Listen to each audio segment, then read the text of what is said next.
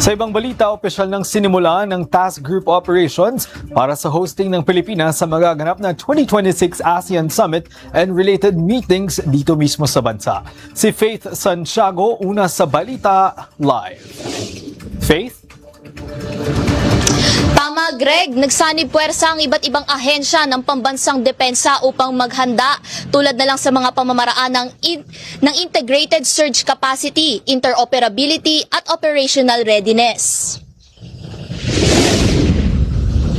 Sinimula ng seremonya sa pagbibigay parangal ng Certificate of Accreditation para sa 525th Combat Engineer Battalion, Combat Engineer Regiment at Philippine Army, kung saan ibinahagi ng Office of Civil Defense ang isinagawa nitong 36-hour simulation exercises na minonitor ng Accreditation Board noong November 27 to 28 sa Fort Bonifacio.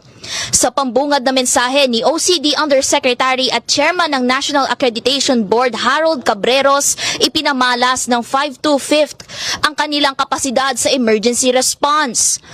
Samantala, bukod sa pagbibigay diin sa kahalagahan ng adaptability at pagiging proactive ng bawat ahensya at uniformed personnel, hinimok din ni DILG Undersecretary for Peace and Order, Nestor Sanares, na makipagtulungan ang 525th sa mga regional counterparts nito.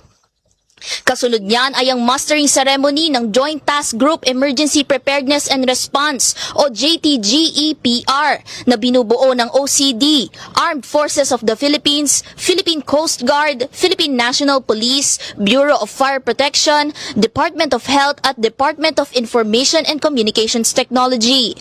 Dito inilatag ang mga paghahandang ginagawa para sa ligtas at mapayapang pagsasama ng mga delikado mula sa iba't ibang panig ng mundo para sa ASEAN Summit 2026 and related meetings na pangungunahan ng Pilipinas bilang chairman nito.